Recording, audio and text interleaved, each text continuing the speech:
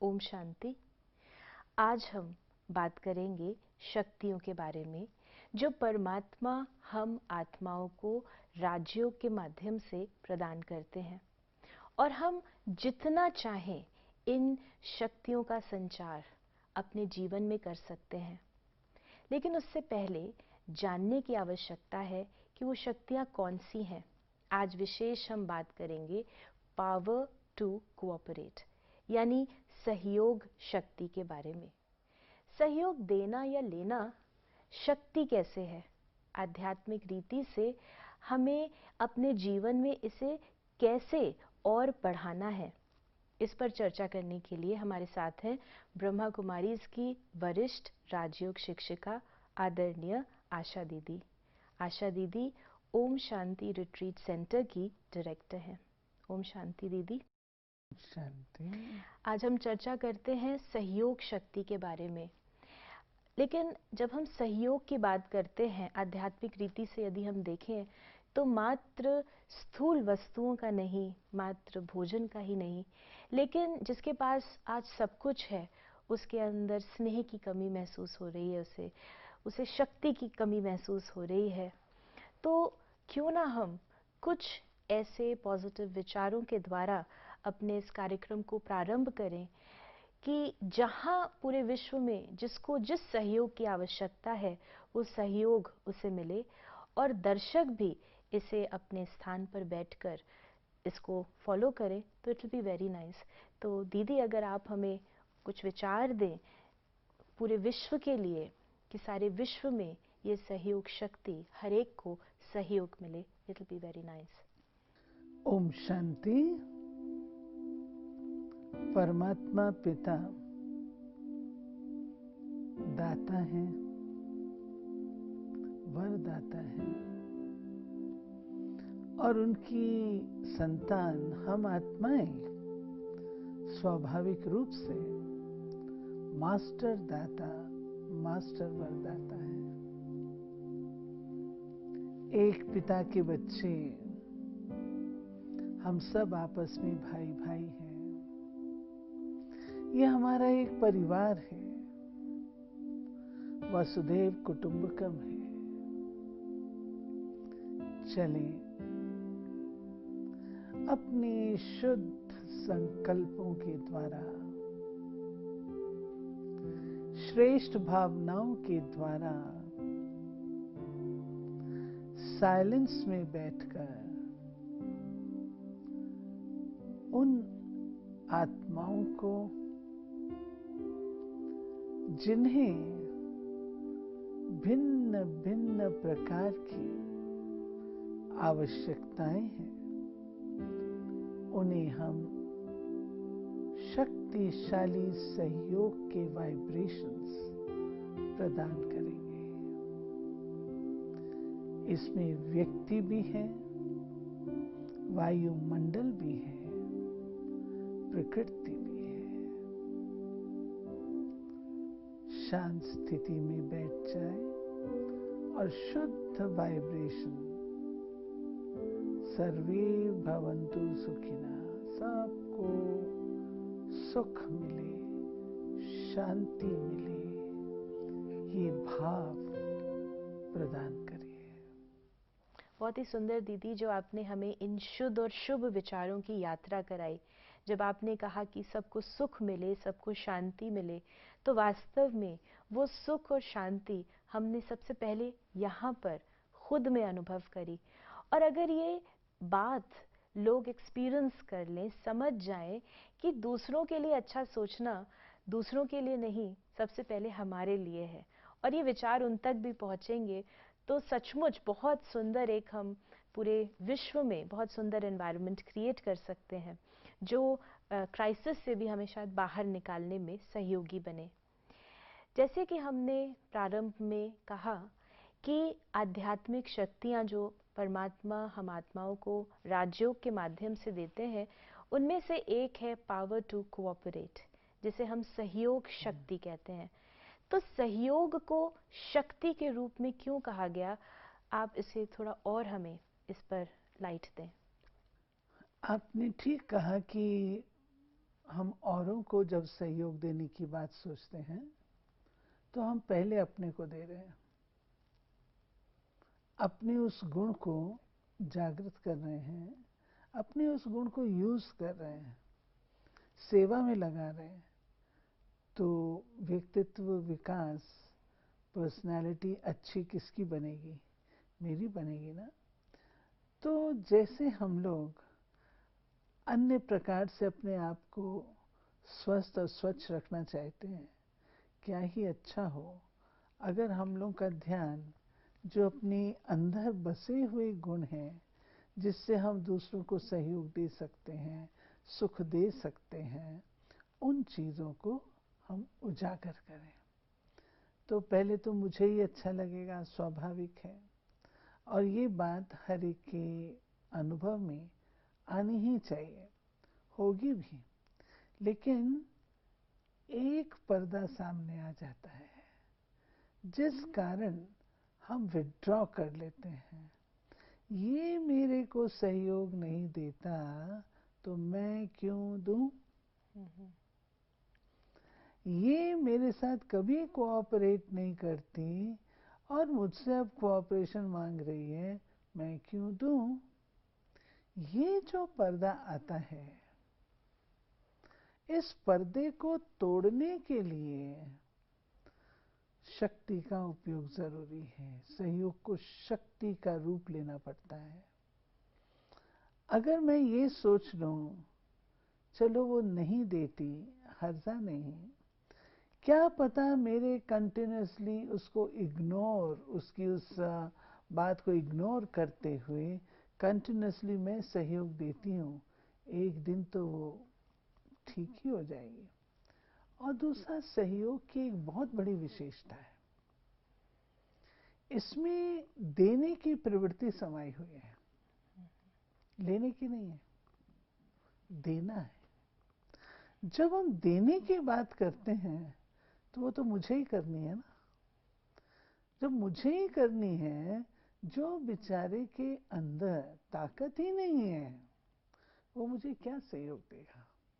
ताकत मेरे अंदर है, मेरे अंदर देने की क्षमता है, और मैं अगर इस बात को देख करके रुक जाती हूँ तो मैं सहयोग शक्ति का उपयोग नहीं कर रही। उनको इग्नोर करके, लांघ करके और ऊंचा उठ करके फिर भी if I extend my hand of cooperation, तो उसको हम कहेंगे शक्ति, क्योंकि उसमें मैंने डबल काम किया। एक जो नेगेटिव है उसको खत्म किया, और दूसरा जो पॉजिटिव है उसे डबल पॉजिटिव किया, तब मैं सहयोग दे सकी, इसलिए इसको शक्ति कहते हैं। दीदी, यहाँ पर जैसे हमने चर्चा करी कि सहयोग अर्थात देना, सहयोग अर्थात लेना जब होता है, कई बार देखते हैं हम कि लोगों को ज़रूरत होती है, लेकिन चाहे अहम हो, चाहे किसी प्रकार का कोई और पास्ट में कोई एक्सपीरियंस हो या कोई हेजिटेशन हो, तो वो कहते हैं हम सहयोग देने के लिए रेडी हैं, हम दूसरों को के साथ कोऑपरेट करेंगे, लेकिन हमें किसी की आवश्यकता नहीं है। ये कहाँ तक इस शक्ति से जुड़ा हुआ है? इसको अगर मैं यूं कहूं, ये हमारा थोड़ा सा ईगो होता है कि मैं देने को तो राजी हूं, लेकिन मुझे किसी का सहयोग नहीं चाहिए। इसका मतलब है मैं अपने आप को बहुत ही सक्षम, बहुत ही उत्तम, बहुत ही ऐसा समझती हूँ जो सहयोग नहीं लेना चाहती। This is ego. और ईगो को हमको थोड़ा डील करना पड़ेगा। सहयोग, सहयोग अगर आप शाब्दिक एनालिसिस करें तो सह समान, इकट्ठा, योग, जोड़, मिलन, इकट्ठा रहना, वो उसमें समाया हुआ है।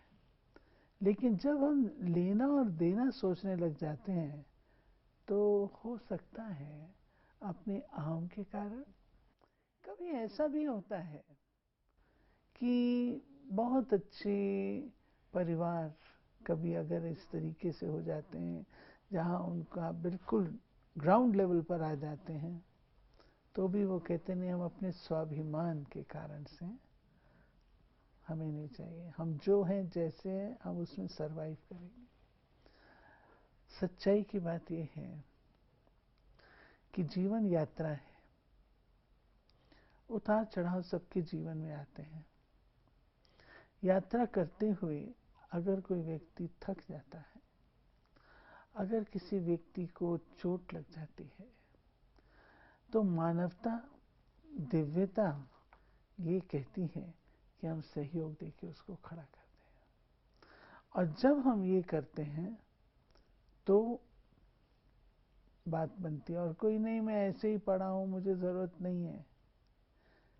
इसका ये हो सकता है कि जो व्यक्ति कहता है मुझे नहीं चाहिए, उस घड़ी अगर सहयोग लेकर के अपने आप को उठा लेते हैं, तो समाज को उससे 100 गुना ज्यादा सहयोग दे रहे हैं, रिटर्न कर दें। हम इसी बात से डरते हैं ना कि हमारे ऊपर कोई बोझ ना आ जाए, हम उसका रिटर्न भी तो कर सकते हैं। यानी ये बात हमें जाननी आवश्यक है कि सहयोग शक्ति अर्थात देना भी, और यदि हमें सहयोग की आवश्यकता किसी घड़ी पड़ रही है तो हम उसमें सहयोग लेने में भी अपने अहम को ना रखें, सहयोग लेके अपने आप को सक्षम बनाएं और फिर उसका हम कितना और भी रिटर्न दे सकते हैं। तो लेना भी और देना दोनों इसमें जैसे समाया हुआ है। अगर मेरी आईसाइट थोड़ी खराब हो गई है, ठीक नहीं है, मैं चश्मे का सहयोग लेके ठीक काम तो कर सकती हूँ। दीदी, जब हम सहयोग की बात करते हैं, सहयोग शक्ति, जैसे आपने कहा दूसरों के साथ जो कोऑपरेशन है वो बहुत मुश्किल हो जाता है कई बार पुरानी बातों को लेकर या अहम के कारण या ईगो के कारण, जो बहुत जल्दी जाता नहीं है क्योंकि उसको पॉलिश होने में बहुत समय लग जाता है। तो किस विधि से इसको अपने प्रैक्टिकल जीवन में हम अपनाएं और इससे हम अपने जीवन को और इजी बनाएं? हमें ये बात समझनी होगी कि ये कलयुगी दुनिया है, और इस कलयुगी दुनिया में कभी भी कोई भी बात किसी के साथ भी हो सकती है। आज सब कुछ ठीक है, कल मेरे साथ भी कुछ हो सकता है। तो अगर मैं सोचूं मेरे साथ कुछ नहीं होने वाला तो मुझे ज़रूरत नहीं है, इसलिए मैं अपनी पुरानी बातें लेकर के बैठूं, वो ठीक नहीं होगा। I have to rise above. और राइज अबव के लिए पहली बात, ये मेरे परिवार का है। वाइडर पर्सपेक्टिव में सारा वर्ल्ड हमारा परिवार है, तो ये मेरे अपने परिवार का भाई अथवा बहन है। जैसे मैं अपने शारीरिक भाई और बहन को सहयोग देती हूँ, उसको नहीं भी चाहिए तो भी देती हूँ, तो मानवता के नाते आत्मिक दृष्टि से हम उसको सहयोग दे सकते हैं। दूसरी बात, अगर कोई खट्टी मीठी बातें हो गई हैं जिस कारण मैं अपने आप को विथड्रॉ कर लेती हूँ, बेटर ये है अपने वेल बीइंग के लिए कि मैं फॉरगिव कर दूं, भूल जाओ, भूल करके फिर उठ जाओ। कई बार ऐसी घटनाएं हो जाती हैं, व्यक्ति कहता है इसको मैं माफ नहीं कर सकता, लेकिन कब तक? जब तक जिंदा रहेंगे तब तक वो कांटा चुभता रहेगा। फॉरगिव। और जब फॉरगिव कर देते हैं और अपने आप को उस पिता की संतान जो दाता है, मैं भी उसकी संतान मास्टर दाता हूँ, जैसे उस पिता के कर्तव्यों में हम पाते हैं, वो कभी हमारी गलतियां नहीं देखते। ऐसे ही अगर हम अपनी कॉन्शियसनेस को इतना ऊंचा उठा लेते हैं तो सहयोग देने में हमें दिक्कत नहीं आती है। दीदी, जैसे आपने कहा कि पहली चीज़ जो गुण हमें धारण करना है, जो हम आपकी वार्तालाप से समझते हैं, वो है क्षमा भाव अपने अंदर लेकर आए, दूसरों की गलतियों को माफ़ करें। और जो आपने बताया कि आत्मिक दृष्टि, कि हम एक पिता की संतान हैं, तो केवल ये मेरे अपने नहीं हैं लेकिन सारा विश्व ही अपना है। दीदी, जैसे आपके वार्तालाप से हम समझते हैं दो बातें स्पष्ट होके आती हैं कि पहली चीज़ तो हमें आत्मिक भाव को जागृत करना है, ये स्मृति रहे कि हम एक परमात्मा की संतान हैं, और दूसरा क्षमा भाव जागृत करें। कुछ समय पहले हमने एक चर्चा करी थी जहाँ पर हमने ये डिस्कस किया कि पावर टू फेस में भी हमें अपने आप को अंदर से बड़ा क्लेंस करना पड़ता है, और आपने भी अभी जैसे बताया कि जितना जितना हम दूसरों को क्षमा कर देते हैं उतना उतना उनके साथ सहयोग का जो कहें सहयोग देना और सहयोग लेना दोनों आसान हो जाता है। तो लोगों को हम आसानी से माफ़ कर सकें, क्योंकि कई बार जो घाव होते हैं बड़े गहरे होते हैं, जो क्षति होती है वो बहुत बड़ी होती है, और कई लोग तो ऐसा मन में निश्चय बांध लेते हैं कि हम मरते दम तक सब कुछ कर देंगे लेकिन इनको माफ़ नहीं करेंगे। कईयों की ये प्रतिज्ञा हम सुनते हैं। तो माफ़ी का क्या महत्व है, और कैसे हम अपने अंदर वो शक्ति धारण करें कि जिसने बहुत बड़ी क्षति करी है उसको भी हम माफ़ कर सकें? इसमें ताकत चाहिए। व्यक्ति की ज़रूर इतनी वेदना है अंदर जो वो कहता है कि मैं इसको मरते दम तक भी क्षमा नहीं करूँगा। इतना उसे दुख मिला हुआ होगा तब तो कोई कहता है। कुछ लोग तो यूं भी कहते हैं मैं 7 जन्म तक माफ नहीं करूँ। But at what cost? वो घटना घट गई, खत्म हो गई, अब वो दोबारा तो आने वाली नहीं है। लेकिन मैं अपने आप को किस स्टेज में रख रही हूँ? हर घड़ी उस दुख भरी घटना को मैं याद कर रही हूँ और अपने आप को दुख में ला रही हूँ। बजाय इसके अगर हम अपने पिता को याद करें, परमात्मा को, वो हमारी कितनी गलतियां माफ करते हैं। हमारी कितनी गलतियां हमारे पेरेंट्स ने माफ की होंगी, हमारी कितनी गलतियां भगवान माफ कर रहा है, हमारी कितनी गलतियां और लोग माफ करते हैं। तो शत्रुता का भाव वो ना रख करके अपने लिए अच्छी भावना, दूसरों के लिए अच्छी भावना जगाने के लिए क्षमा करना जरूरी ही है। दिल से भूल जाए, मुझे पता है भूलना कठिन होता है, लेकिन भूले बिना कोई चारा भी नहीं है। हमें भूलना ही होगा, और भूलने के लिए परमात्मा को याद करें, उनसे शक्ति लें ताकि मेरी वो बात जो है वो नलीफाई हो जाए। तो जैसे कहते हैं कि अंदर से जब हम अपने आप को हील कर लेंगे, परमात्मा के स्नेह से अपने आप को फिल करके अपने को भरपूर कर लें, तो शायद वो ताकत आ जाए जो हम दूसरों को माफ़ कर सकें। क्योंकि कई बार लोग अपने जीवन में एक टाइम में जैसे स्टक हो जाते हैं, वो आगे बढ़ते ही नहीं। समय आगे चला जाता है, लोग आगे चले जाते हैं, लेकिन वो जीवन में रुके रह जाते हैं। तो अगर हम ये जान लें कि माफ़ करना दूसरे के लिए नहीं, मेरे स्वयं के लिए, मेरे स्वयं के भले के लिए अच्छा है, तो शायद हम ये कर सकें। दीदी, जैसे हमने पहले भी चर्चाएं करी और ये जाना कि परमात्मा आकर हमको हमारे अंदर आध्यात्मिक शक्तियों की जागृति करते हैं, एक सवाल मन में आता है कि राजयोग के माध्यम से सहयोग शक्ति कैसे जागृत होती होगी? अगर आप बचपन याद करें तो माता पिता क्या करते थे, हम बच्चों के हाथ से भी कुछ ना कुछ दिलाते थे ना। मंदिर में किसी दान देना, दान देने की प्रवृत्ति, किसी बुजुर्ग मांगने वाले को, ताकि बच्चे के अंदर वो संस्कार रहे। तो परमात्मा जो कि है ही दाता, जिसके हम बच्चे हैं, तो उसके संस्कार अगर दाता के, तो हम बच्चों के भी संस्कार दाता के हैं, वो अंदर हमारे हैं। हर एक को देना अच्छा लगता है, लेना नहीं अच्छा लगता, ये अनुभव है हम सबका। तो अपने उस गुण को जागृत करते हुए और शिव बाबा से शक्ति लेते हुए, बाबा परमात्मा ये शक्ति मेरे अंदर इतनी नहीं है, ये इतने इतने घाव हैं, ये नहीं है, लेकिन आपने मुझे इतना सक्षम बनाना है। तो पिता पर जैसे एक बच्चा हक रखता है, अधिकार रखता है, ऐसे उनके साथ वार्तालाप करते हुए उस शक्ति को हम अपने जीवन में धारण करें।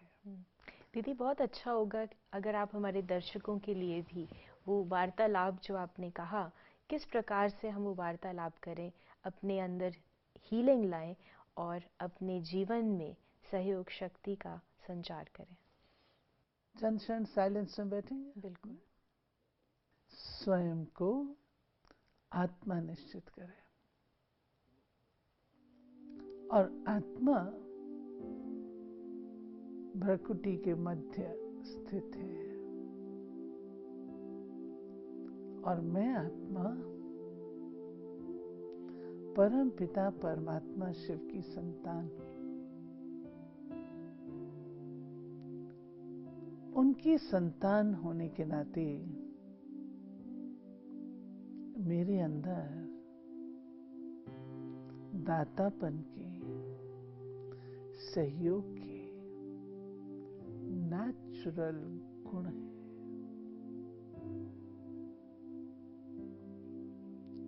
प्यारे शिव बाबा, कई परिस्थितियों और कलयुगी अनुभवों के कारण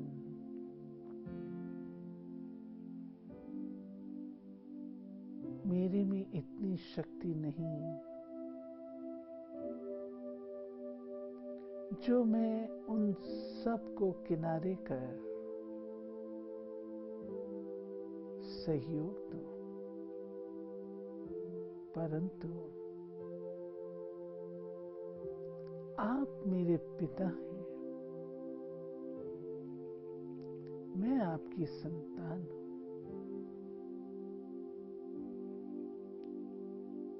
आपसे ही मुझे ये शक्ति मिल सकती है।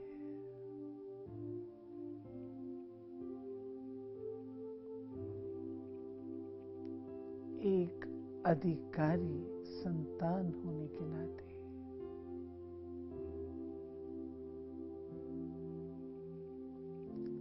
आपका वो सानिध्य,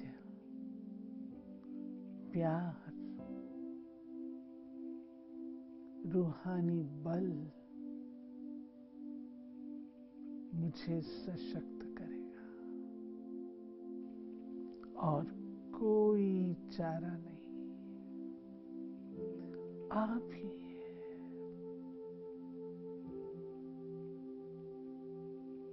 अनुभव करें। शिव बाबा के संग से मैं स्वयं को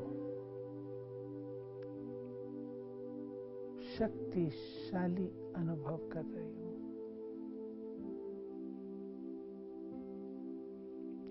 मुझ में ताकत नहीं, लेकिन शिव बाबा का साथ मुझे सशक्त बनाकर सारे संसार को शांति, शक्ति, प्रेम का सहयोग, शुभ भावनाओं से दिला रहे हैं।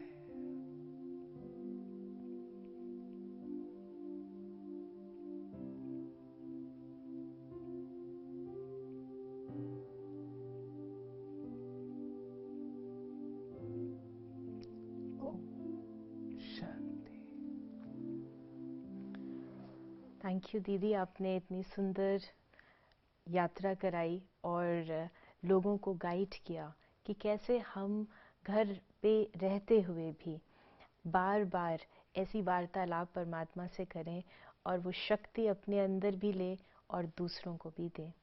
तो हमने जाना कि यदि हम अपने अंदर पावर टू कोऑपरेट विकसित करना चाहते हैं, तो कोऑपरेशन मात्र स्थूल चीज़ों का ही नहीं, लेकिन हमारे द्वारा लोगों को स्नेह का सहयोग मिले, शांति का सहयोग मिले, सारे विश्व को ये हम सहयोग दे सकते हैं।